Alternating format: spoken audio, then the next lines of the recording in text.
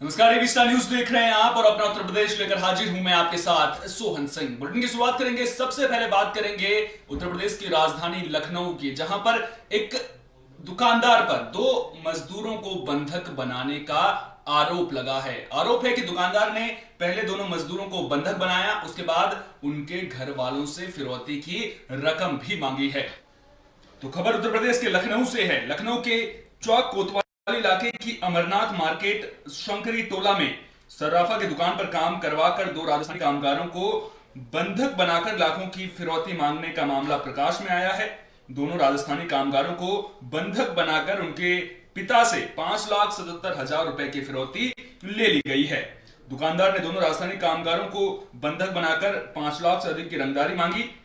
पिता ने अपने खेत का धान और घर में रखी ज्वेलरी गिरवी रखकर मोटी रकम पहुंचाई। वहीं आपको बता दें कि नीरज रस्तोगी, विशाल सिंह, अजीत, आशीष, अनिल और 5 अन्य लोगों पर अपहरण कर रंगदारी मांगने का आरोप लगा है।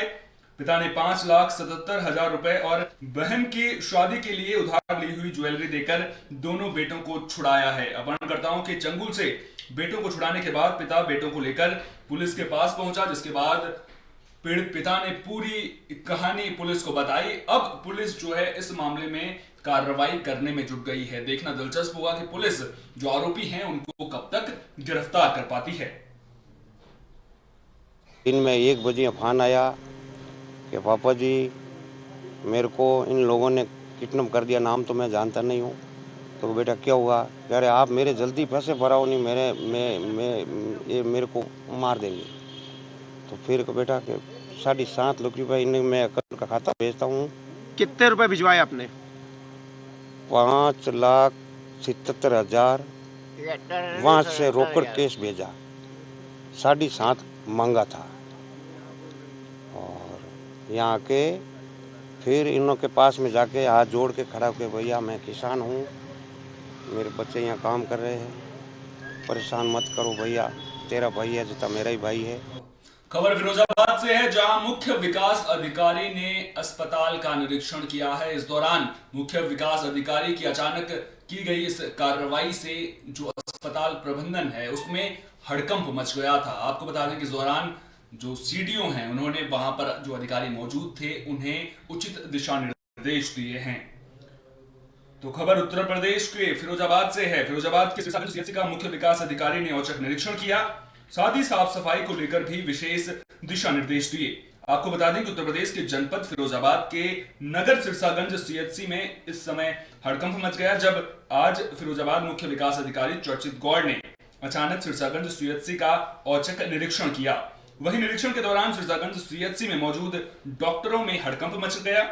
वहीं सीडीओ ने सिरसागंज सीएचसी में ऑपरेशन थिएटर, महिला delivery room, OPD, X-ray, pathology, kitchen room और जनरल वार्ड के साथ साथ कोरोना वैक्सीन के लिए बनाए जा रहे स्टॉक, दवाई रूम समेत कई जगहों का बारीकी से निरीक्षण किया।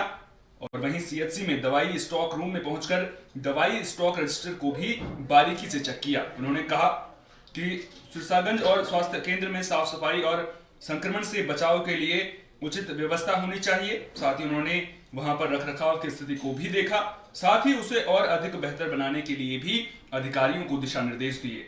वहीं उन्होंने जच्चा बच्चा रूम में कुछ मरीजों महिलाओं से अस्पताल में मिलने वाले खान पान को लेकर विशेष बात की। और साथ ही सीएचसी में उन्होंने कई जगहों पर साफ सफाई को लेकर कुछ नाराजगी जाहिर करते हुए सिरसागंज सीएचसी में मौजूद चिकित्सक अधीक्षक डॉक्टर कपिल यादव को साफ सफाई को लेकर विशेष दिशा निर्देश दिए। इस दौरान उनके साथ सिरसागंज चिकित्सक अधीक्षक doctor Kapil Yadav, doctor S K Agarwal, doctor Mahesh Yadav समेत कई लोग मौजूद रहे। आज मेरे द्वारा सीएचसी का निरीक्षण किया गया यहाँ पे सिरसागंज में। तो हमने, क्योंकि आज संडे था तो ये लोगों का पूरा स्टाफ मौजूद नहीं था, लेकिन इनके यहाँ पे इमरजेंसी यूनिट वर्किंग है और डिलीवरी यूनिट वर्किंग थी। दोनों जगहों का हमने निरीक्षण किया। कुछ सफाई की कुछ जगहों पर दिक्कत थी तो उसके लिए इनको निर्देश दिए गए हैं कि सफाई करवाएंगे। दूसरा, अभी जो डिलीवरी हुई थी वो टाइम टेबल के हिसाब से ये लोग उनको खाना देते हैं, लेकिन इनसे बोला गया है कि अगर किसी की डिलीवरी किसी टाइम अंतराल के बीच में होती है तो उसको भी उससे पहले वाली मील दी जाए, ताकि किसी तरह की कोई मील में दिक्कत नहीं।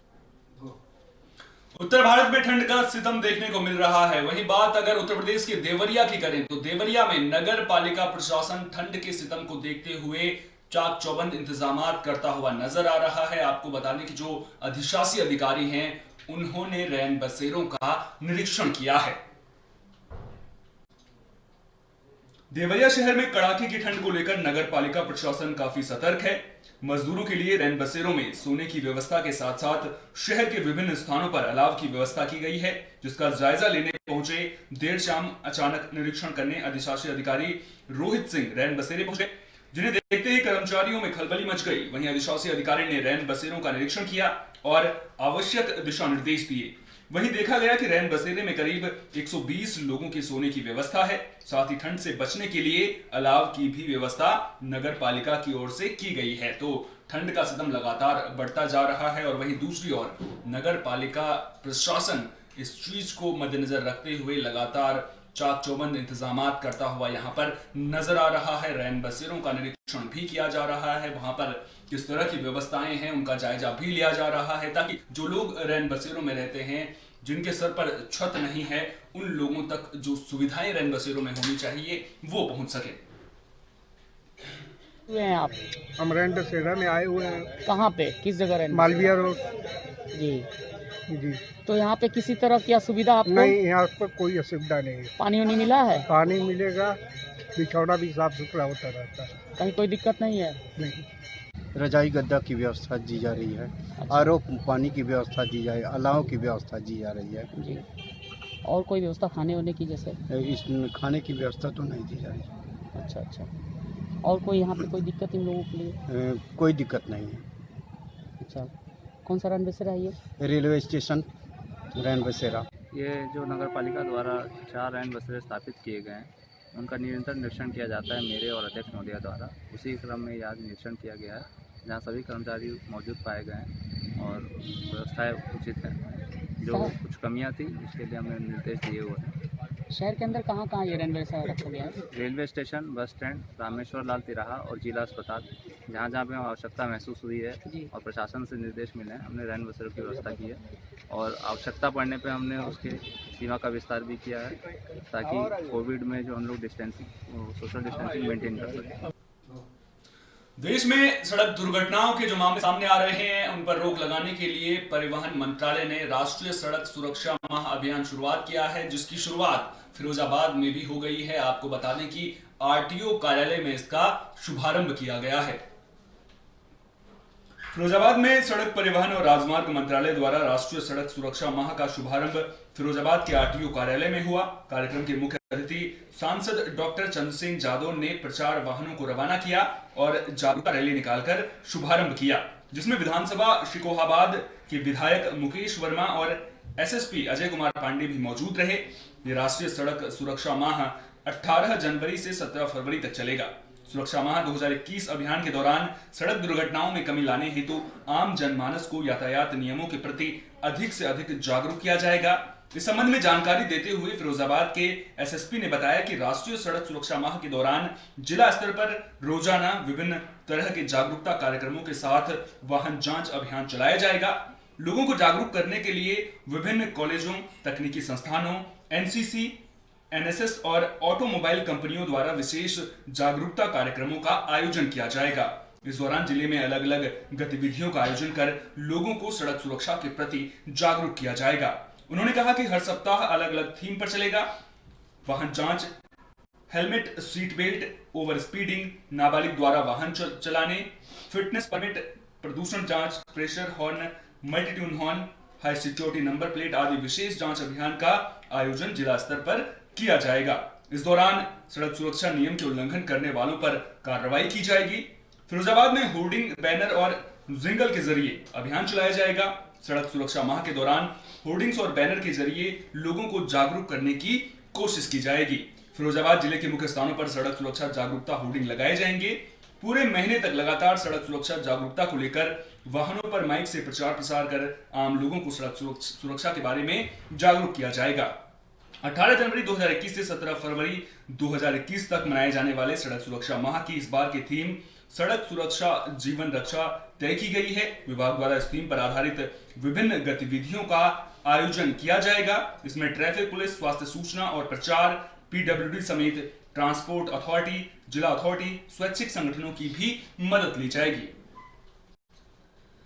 सांसद जी की उपस्थिति और बहुत ही निष्ठावान और ईमानदार कप्तान साहब की उपस्थिति में ये जो कार्यक्रम हुआ है कि सड़क सुरक्षा के मौके पर जो 1 महीने का ये समय मिला है, ये वास्तव में बहुत बढ़िया समय है नौजवानों के हित में, बेटियों और बेटों के हित में। और उन्हें ये संकल्प लेना चाहिए, जैसे सुबह उठ के आदमी नहाता है, धोता है, पढ़ता है, लिखता है, उसी तरह से ये संकल्प ले कि अगर हमें सड़क पर चलना है तो निश्चित रूप से हमें सड़क सुरक्षा का पूरी तरह से पालन करना है। प्रासंगिक कार्यक्रम है जो पूरे माह भर चलेगा। आज हमारे जो फिरोज़ाबाद के 2 गणमान्य हैं, हमारे सिकोहाबाद के माननीय विधायक जी श्री मुकेश वर्मा जी और हमारे फिरोज़ाबाद से माननीय सांसद जी श्री चंद्रसेन जादौन सर, इन लोगों की गरिमामयी उपस्थिति में और ARTO विभाग, पुलिस विभाग और तमाम हमारे संभ्रांत जनता की उपस्थिति में इस कार्यक्रम का शुभारंभ हुआ है और ये पूरे 1 माह चलेगा। तो हर एक दिन के लिए अलग अलग कार्यक्रम शेड्यूल किए गए हैं, उसमें पूरी जनता की भागीदारी रहेगी और ट्रैफिक सेफ्टी, रोड सेफ्टी के बारे में रोज़ कुछ न कुछ कार्यक्रम आयोजित होंगे। SSP साहब, ARTO साहब की उपस्थिति में आपने अच्छा प्रश्न किया है। आज हम किस तरह सुरक्षित रहें, ये सवाल उठता है। हम ट्रैफिक नियमों का पालन करें या न करें। अगर हम पालन करेंगे तो सुरक्षित अवश्य रहेंगे, तो पालन नहीं करेंगे तो संकट में फंस जाएंगे। आज जो राष्ट्रीय सुरक्षा माह है, ये यही इसलिए हुआ है कि हम किस तरह सुरक्षित रहें, किस तरह जनता को जागृत करें, जिससे वो ट्रैफिक नियमों का पालन करें और सुरक्षित रहे और औरों को सुरक्षित रखने में सहायक बने। बागपत में डीएम राजकमल यादव ने चार्ज संभाल लिया है। आपको बता दें कि इस दौरान वो मीडिया से भी मुखातिब हुए। उन्होंने साफ तौर पर कहा कि उनका मकसद जो सरकार की योजनाएं हैं उनको जन जन तक पहुंचाना है, ताकि जो आम जनता है उसको सरकार की योजनाओं का लाभ मिल सके। तो बागपत के नवागंतुक डीएम राजकमल यादव ने मीडिया को संबोधित किया, साथ ही सरकार की हर योजना को जन जन तक पहुंचाने की बात भी कही। नवागंतुक 2013 बेंच के IAS डीएम राजकमल यादव ने चार्ज संभालते ही जिले में सरकार की हर योजनाओं को जन जन तक पहुंचाने के लिए मीडिया को संबोधित करते हुए कहा कि जिले में होने वाले ग्राम पंचायत और स्वास्थ्य विभाग को भी आगे बढ़ाने के लिए समयानुसार काम करेंगे और जिले में जनता को किसी भी सरकार की योजना से वंचित नहीं रहने दिया जाएगा। आपको बता दें कि राजकमल यादव 29वें जिलाधिकारी हैं। राजकमल यादव फैजाबाद के रहने वाले हैं। मीडिया से बात करते हुए डीएम ने कहा कि जनपद बागपत से पूर्व में आयुष विभाग में लखनऊ में तैनात रहा हूं। मेरी पहली पोस्टिंग जनपद बागपत में जिलाधिकारी के रूप में हुई है। इससे पहले मैं आप सभी जनपद वासियों का आभारी हूं। तो डीएम राजकमल यादव ने बागपत का चार्ज संभाल लिया है, जिसके बाद वो जो सरकार की योजनाएं हैं उनको जन जन तक पहुंचाने की बात यहाँ पर कहते हुए नजर आए हैं। हमारी सरकार की सभी योजनाओं से बागपत डेफिनेटली लाभान्वित होगा और जो सरकार की प्राथमिकता के कार्यक्रम चाहे वो स्वास्थ्य सेवाएं हों, शिक्षा हो और आने वाले पंचायत चुनाव हों, हम सभी में कोशिश करेंगे कि एक अच्छी सेवा जनपद के सभी वासियों को उपलब्ध करा सकें। ये पूरे प्रशासन की प्राथमिकता है। और जनपद में आप क्या करने जा रहे हैं आयुष के माध्यम से जो लाभान्वित हो जाएगा? ये हम लोग आयुष का भी अच्छा प्रयास करेंगे कि हमारे सभी आयुष की विधाएँ, चाहे होम्योपैथ हो, यूनानी हो, चाहे आयुर्वेद हो, उन सभी की और बेहतर सेवाएं जनपद वासियों को मिलें, इसका पूरा काम किया जाएगा। वेब सीरीज तांडव को लेकर के खूब घमासान मचा हुआ है। आरोप लग रहा है कि इस वेब सीरीज में जो हिंदू आस्था है उसके साथ खिलवाड़ किया गया है। जो हिंदू देवी देवता हैं उनका अपमान इस वेब सीरीज में किया गया है, जिसके बाद लगातार इस वेब सीरीज को बैन करने की मांग उठ रही है। इसके अलावा जो अमेजन है उसका भी बहिष्कार यहां पर किया जा रहा है। उत्तर प्रदेश के प्रयागराज में अखाड़ा परिषद के अध्यक्ष महंत नरेंद्र गिरी ने मुख्यमंत्री योगी आदित्यनाथ का आभार व्यक्त किया है। महंत नरेंद्र गिरी ने वेब सीरीज तांडव को लेकर विरोध दर्ज कराते हुए मुख्यमंत्री योगी आदित्यनाथ से कार्रवाई की मांग की है। साथ ही इस फिल्म से जुड़े लोगों के ऊपर भी मुकदमा दर्ज होने और सख्त कार्रवाई होने से अखाड़ा परिषद के अध्यक्ष ने खुशी जाहिर की है। तो तांडव को लेकर के जो कुछ भी कार्रवाई यहां पर की गई है उसको लेकर के जो अखाड़ा परिषद के अध्यक्ष हैं महंत नरेंद्र गिरी जी, उन्होंने मुख्यमंत्री योगी आदित्यनाथ का आभार व्यक्त किया है और उन्हें धन्यवाद अदा किया है। जब उत्तर प्रदेश के मुख्यमंत्री जी ने इस पे विशेष संज्ञान लिया और सारे संत महात्मा और सनातन प्रेमियों ने इसका कड़ा विरोध किया, अखिल भारतीय अखाड़ा परिषद इसका कड़ा विरोध किया था, तब इन्होंने जाकर के माफ़ी मांगी है।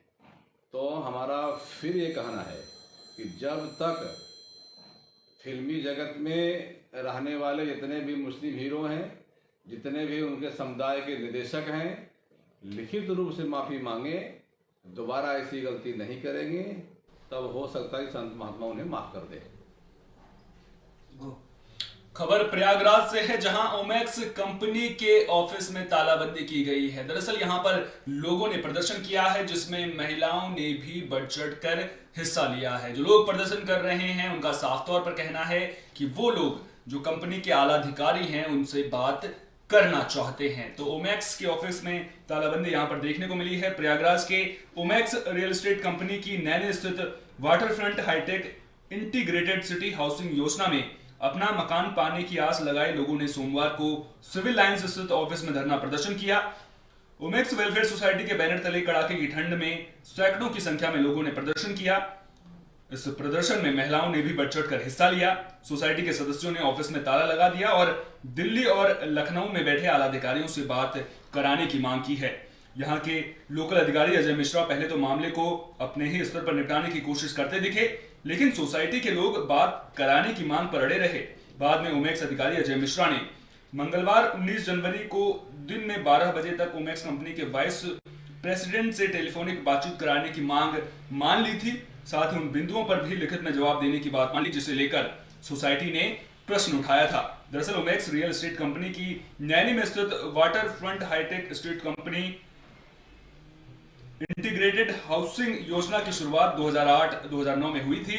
इस योजना के तहत हजारों लोगों ने अपनी गाढ़ी कमाई लगाकर अपने मकान का सपना देखा था, लेकिन भुगतान के बाद भी करीब 1800 लोगों को उनकी प्रॉपर्टी नहीं मिल पाई है। जब भी पीड़ित लोगों ने प्रॉपर्टी की मांग की है तो यहाँ के आला अधिकारी से लेकर दिल्ली लखनऊ के आला अधिकारी कभी कोर्ट का तो कभी कोई और बहाना बनाते रहे हैं। यही नहीं, ओमैक्स कंपनी ने इस योजना को अधर में डालकर दूसरी योजनाएं भी शुरू कर दी हैं। फिलहाल वेलफेयर सोसाइटी के लोगों का कहना है कि जब तक उनको उनका हक नहीं मिलेगा तब तक वो लगातार प्रदर्शन करते रहेंगे। साथ ही सोसाइटी के लोगों का कहना था कि अगर उनकी मांगे नहीं मानी गई तो आज की तरह आगे भी तालाबंदी कर ओमैक्स का कोई काम नहीं होने देंगे।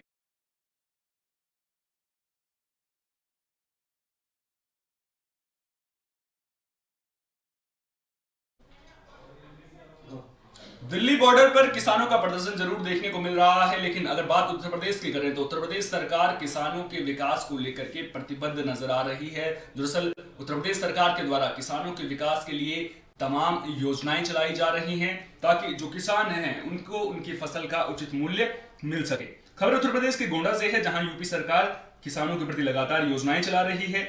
वहीं गोंडा जिले में कृषि मंत्री सूर्य प्रताप शाही का दौरा देखने को मिला है। कृषि मंत्री गोंडा के करनैलगंज में कोल्ड स्टोर का उद्घाटन करने के बाद वहां से सीधा गोंडा की सब्जी मंडी में पहुंचे। वहां पर उन्होंने किसानों की एक जनसभा को संबोधित किया, जिसमें सैकड़ों की संख्या में किसान इस कार्यक्रम में मौजूद रहे। कृषि मंत्री ने राज्य सरकार की व्यवस्था और योजनाओं के प्रति किसानों को जागरूक किया।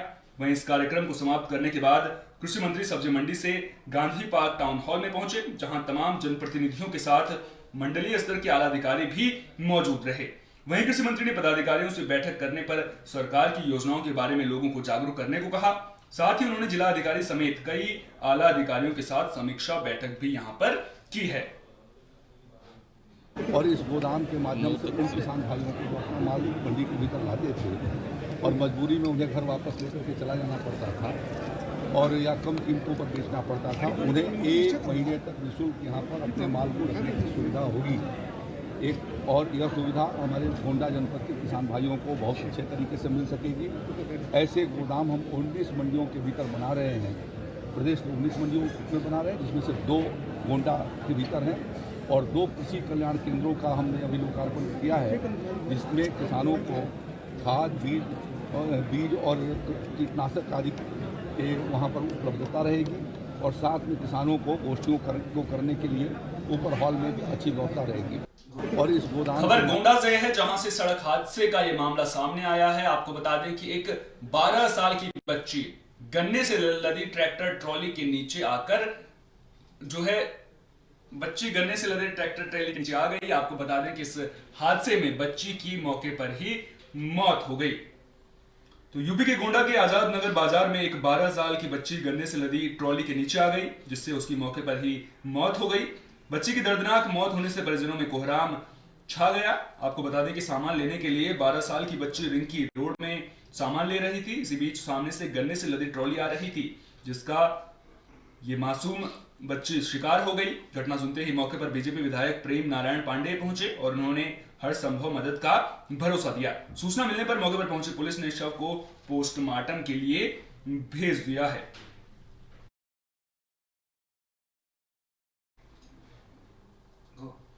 कोरोना के बाद अब बर्ड फ्लू की दहशत देखने को मिल रही है। देश के अलग अलग राज्यों से पक्षियों की मौत के मामले सामने आ रहे हैं, जिसने लोगों की टेंशन बढ़ा दी है। लोगों के मन में डर बैठ गया है। दरअसल कोरोना अभी पूरी तरह से खत्म नहीं हुआ है, लेकिन अब पक्षियों की मौत के मामले भी सामने आ रहे हैं, बर्ड फ्लू के मामले सामने आ रहे हैं और धीरे धीरे बर्ड फ्लू पूरे देश में पांव पसारता हुआ नजर आ रहा है। खबर उत्तर प्रदेश के मुजफ्फरनगर से है। मुजफ्फरनगर के थाना भोपा क्षेत्र के बीआरसी पर एक पक्षी की मौत हो गई है। पक्षी की मौत से पूरे क्षेत्र में हड़कंप मच गया है। साथ ही लोगों ने इस घटना से बर्ड फ्लू की दहशत का माहौल देखने को मिल रहा है। सूचना मिलने पर डॉक्टरों की टीम मौके पर पहुंची और डॉक्टरों की टीम ने मृतक पक्षी को जांच के लिए लैब भेजा है।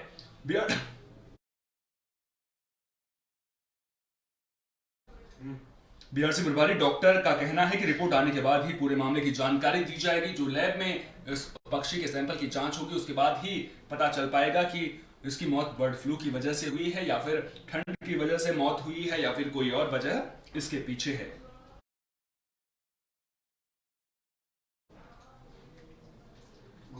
खबर यूपी के जालौन से है, जहां दुष्कर्म की वारदात के खिलाफ लोगों में आक्रोश देखने को मिल रहा है। आपको बता दें कि लोगों ने दुष्कर्म आरोपी का पुतला फूंका है, साफ तौर पर सरकार से कार्रवाई की मांग की है। दुष्कर्म के आरोपी राम बिहारी का चंदकुआ चौराहे पर पुतला जलाया गया है। एआईएमआईएम कार्यकर्ताओं ने आज दुष्कर्म के आरोपी को फांसी की सजा दिलाए जाने की मांग करते हुए चंदकुआ चौराहे पर उसका पुतला फूंका। पार्टी के जिलाध्यक्ष इमरान रजा की अगुवाई में कार्यकर्ताओं ने खेरा चौराहे से राम बिहारी का पुतला उठाया और उसको पीटते हुए प्रदर्शन कर सीधे चंदकुआ चौराहे पर पहुंचे। कार्यकर्ताओं का कहना है कि जो आरोपी है उसे जल्द से जल्द फांसी की सजा दी जानी चाहिए और पीड़ित लोगों को 50 लाख रुपए की मदद दी जानी चाहिए। चौराहे से हमने प्रदर्शन किया और चंदकुए पे उसके राम बिहारी राठौर दुष्कर्मी जो बलात्कारी है, महिला एवं बच्चाओं के साथ उसने दुष्कर्म किया है।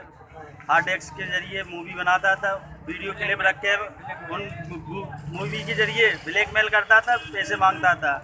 पुलिस ने उसे गिरफ्तार तो कर लिया, मगर हमारी मांग और हम सब लोगों की मांग ये है कि उसे फांसी दी जाए और पीड़ित परिवारों को, पीड़ितों को 50 लाख रुपए सरकार उन्हें धनराशि दी जाए। चौराहे से हाथरस से सड़क हादसे की खबर सामने आ रही है। मिली जानकारी के मुताबिक एक बाइक सवार को कार ने पीछे से टक्कर मार दी। इस हादसे में आपको बता दें कि मुरसान थाना इलाके के मथुरा बरेली राष्ट्रीय राजमार्ग की करवन नदी के पास बाइक सवार एनसीसी छात्र को एक कार ने पीछे से जोरदार टक्कर मार दी। कार की टक्कर लगने से छात्र गंभीर रूप से घायल हो गया है। वहीं छात्र को टक्कर मारकर ड्राइवर मौके से फरार हो गया है। घायल एनसीसी छात्र को उसके दोस्त जिला अस्पताल लेकर पहुंचे। जिला अस्पताल से उसकी गंभीर हालत को देखते हुए डॉक्टरों ने उसे अलीगढ़ रेफर कर दिया है। तो सड़क हादसे की यह खबर हाथरस जिले से सामने आ रही है, जहां पर एनसीसी के छात्र को एक कार ने पीछे से टक्कर मार दी। आपको बता दें कि एनसीसी छात्र बाइक पर सवार था, लेकिन इसी दौरान वो सड़क हादसे का शिकार हो गया। तो उसमें एक्सीडेंट मार गया टाटा वाला। कौन सी जगह पे? यहाँ पे करवन नदी है, मुरसान की तरफ, मुरसान थाने के अंतर्गत। तो कैसी कंडीशन है इस समय? इस समय इतनी बड़ी कंडीशन है कि यहाँ से ले जाने पड़ रहे हैं। अच्छा, जिला अस्पताल लेके आए थे आप? हाँ। पुलिस को सूचना दी आपने? हाँ, पुलिस को सूचना मिल गई पुलिस को। गाड़ी वाला पकड़ा गया या नहीं? पकड़ा गया, भाग गया गाड़ी वाला। खबर उत्तर प्रदेश में फिलहाल के लिए इतना ही। देश और दुनिया की तमाम अहम खबरों के लिए आप देखते रहिए विस्टा न्यूज। मुझे दीजिए इजाजत, नमस्कार।